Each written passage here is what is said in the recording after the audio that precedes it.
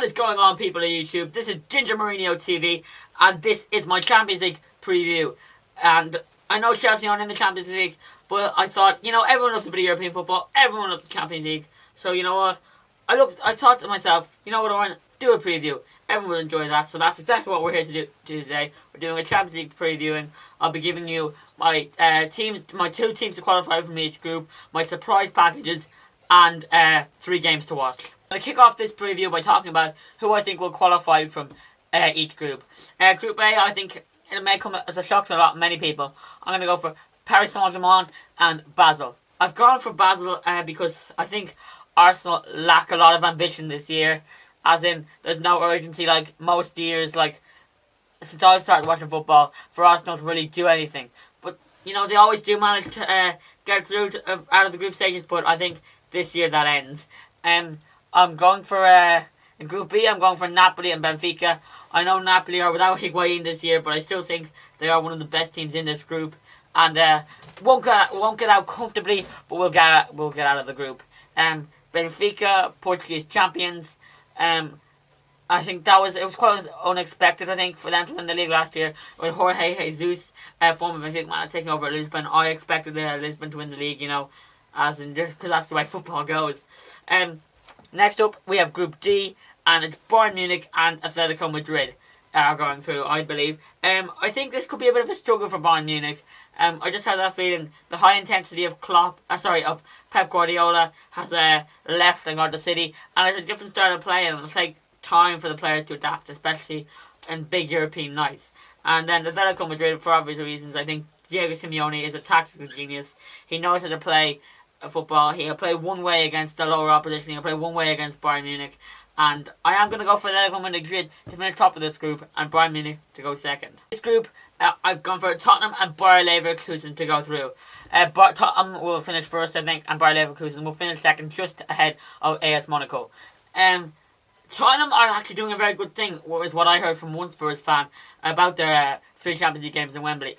They've gone for the 3 games for £50, which is if it's true, it's a pretty good deal, and it's something that the other Premier League clubs should follow suit. In Tottenham, I think, I have to be quite unbiased here because I'm giving an honest opinion. People know how I feel about Tottenham because I'm a Chelsea fan, but I think they can do well this year in the Champions League. They'll definitely get through the group, as I have them down as one of my qualifiers. But after that, it all depends who they get in the draw and how they cope with playing much better teams than they're used to. Group F, I've gone for the obvious 2, Real Madrid and Borussia Dortmund. But Borussia Dortmund will finish top of this group because Real Madrid, I've never fancied them for really anything. I think they're too one-man orientated. You know who that one man is, and I've never believed in Real Madrid whatsoever. Even when they won the Champions League in the past 2 out of 3 years, I've just never believed in them actually winning the competition. Next up, I've gone for maybe a surprise to you guys. In Group G, I've gone for Porto and the English champions, Leicester City. Now, I think Leicester will come second in this group behind FC Porto because they were given...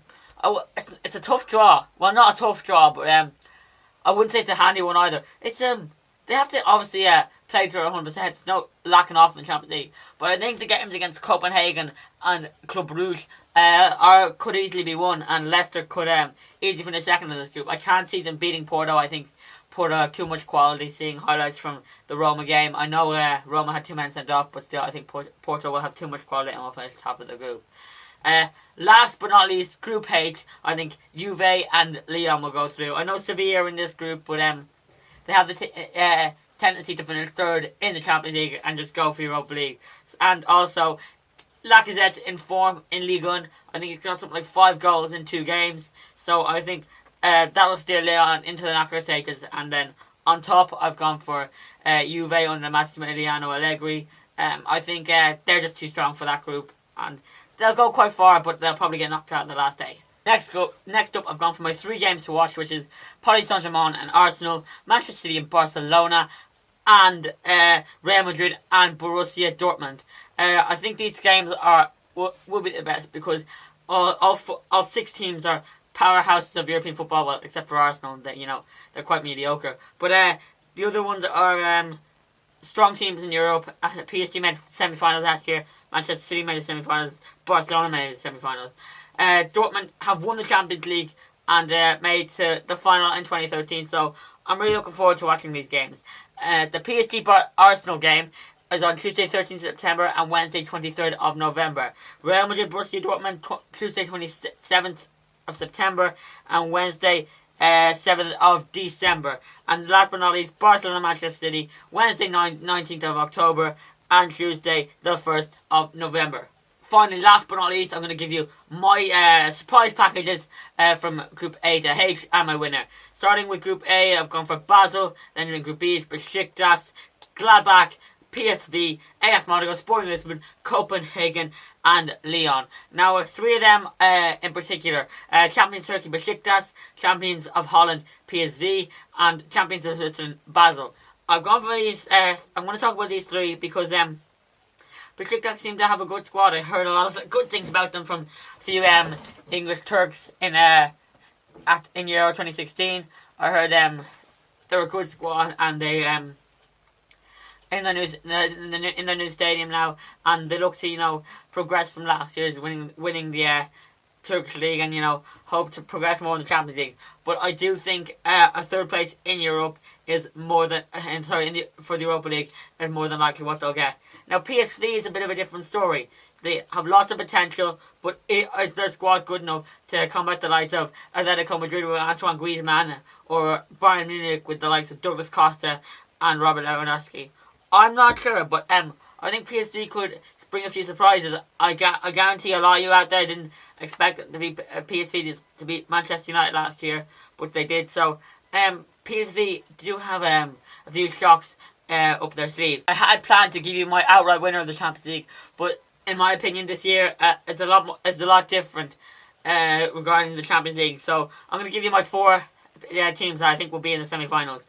I've gone for Borussia Dortmund, Bayern Munich, FC Barcelona, and Paris Saint-Germain. Why am I going for these? I think under Unai Emery, PSG will have a lot more European credibility.